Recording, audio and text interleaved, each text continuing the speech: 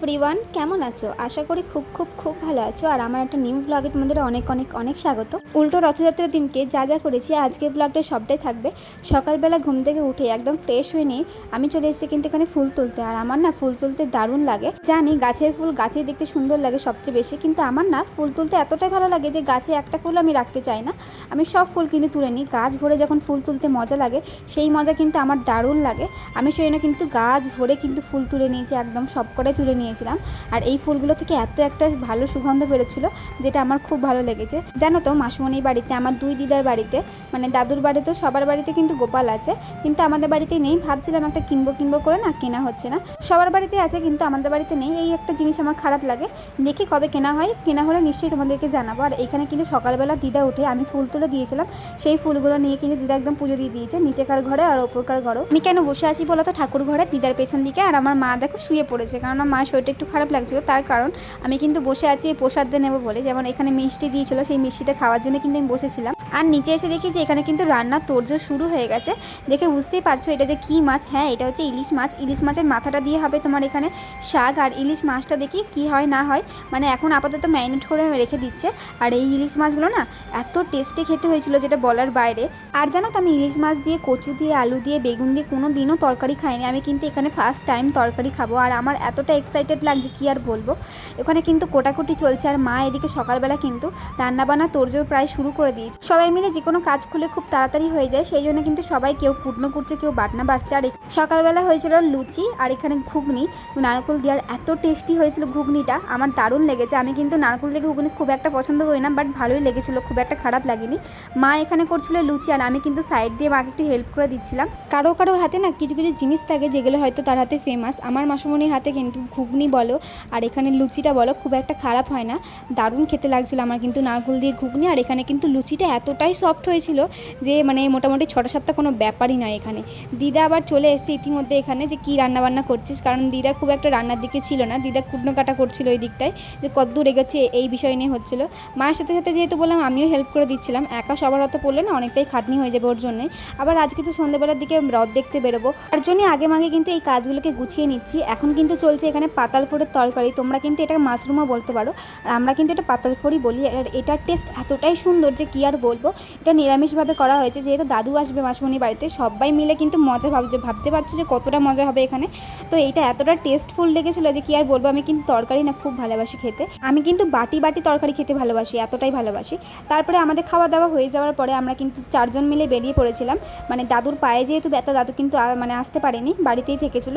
আমরা বেরোচ্ছিলাম রথ দেখতে। আর সিরিয়াসলি বলছি, আমার মুখের হাসিটা না সেই মুহূর্তে চলে গেছিলো, তার কারণ সবাইকে খেতে দিয়ে রান্নাবান্না করে উঠতে, বাড়ির কাজকর্ম মোটামুটি হালকা হয়ে বেরোতে না অলরেডি রথ বেরিয়ে গেছিলো। কি আর বলবো, মানে হবিবপুরের যে রথটা, যেটার জন্য দেখার জন্য আমরা বেরিয়েছিলাম, এটাই আমার খারাপ লেগেছে। তো কি আর বলবো, আমরা অনেক চেষ্টা করেছিলাম যে হবিবপুরের রথটাকে ধরার জন্য, কিন্তু অনেক আগেই বেরিয়ে গেছে।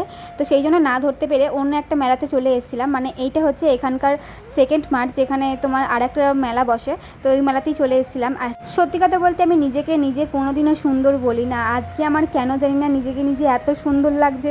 সত্যি কথা বলতে আমার খুব ভালো লেগেছে আজকে নিজেকে নিজে একটা সিম্পল লুক ক্রিয়েট করেছিলাম।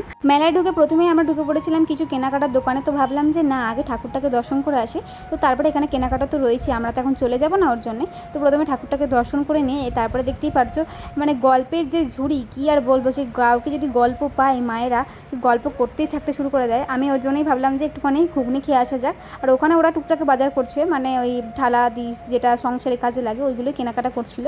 তো আমি ভাবলাম যে একটুখানি, আমি ঘুগনি খেতে ভালোবাসি, তাও এখানে আবার খাসির মাংস ঘুগনি হচ্ছে। ঘুগনিটার দিন আলাদা একটা টেস্ট পাচ্ছিলাম, যেহেতু খাসির মাংস দেওয়া আছে ওর জন্য। আর ভালোই লাগছিলো, খারাপ লাগছিলো না। তারপরে চলে এসেছে কিছু কেনাকাটা করার জন্য, যেটা আমার দিদা গিফট করেছে আমাকে।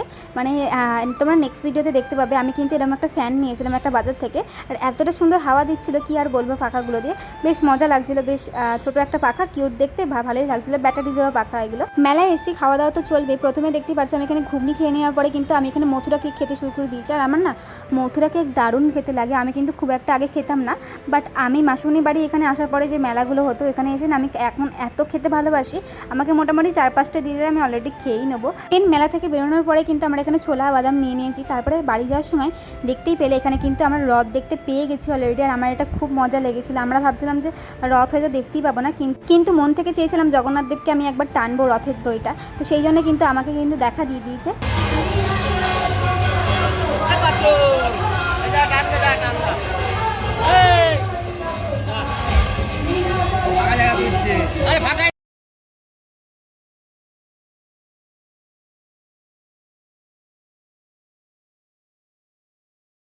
এটা কিন্তু হবিবপুরের রথ নয়, তাও দেখতে পাচ্ছ কতটা পরিমাণে রাস্তায় ভিড় হয়েছে। আর এখান থেকে কিন্তু আমরা এই রথটাই টানলাম, আমরা কিন্তু সোজা রথটাই একদম টানতে পারিনি, তার কারণ আমাদের এখানে যে রথটা যায় সেই রথটাই না একটা মানুষকে বসিয়ে টানানো হয়, যেটা আমার একদম পছন্দ হয় না। ঠাকুরের স্থানে কেন মানুষকে তোলানো হবে, সেই জন্যে কিন্তু আমার রথ টানা হয়নি। ভাবলাম যে উল্টো রথে, ওর জন্য আমরা মাসুমনির বাড়িতে এলাম যে আমরা এখানে কিন্তু হবিবপুরের রথটা টানবো। আর প্রসাদ হিসেবে এখানে পেয়েছিলাম এই খিচুড়িটা, যেটা খেতে ওয়াও লাগছিল।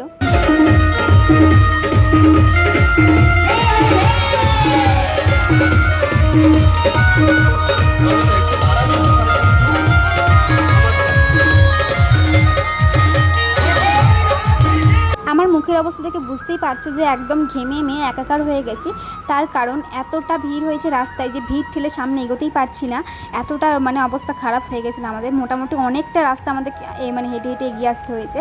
রথের সাথে সাথে কিন্তু এই ভোগ জিলিপি বাতাসা এগুলো সবই দিচ্ছিল।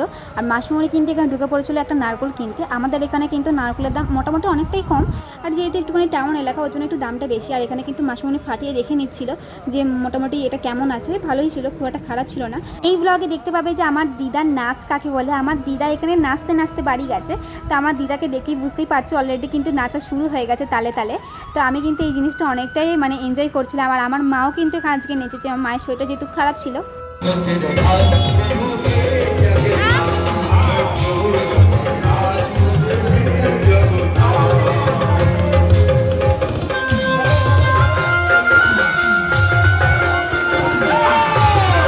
মাসুমনির বাড়ি এসে না জুতোটা ছিঁড়ে গেছিলো, তো ভাবলাম যে এখান থেকে একটা অর্ডিনারি জুতো কিনে নিই। আর বুনির পায়ে একটা আমি জুতো দেখেছিলাম যেটা আমার খুব খুব খুব ভালো লেগেছিলো, মানে বেশ একটা স্টাইলিশ মডার্ন লুক ক্রিয়েট করে জুতোটাই।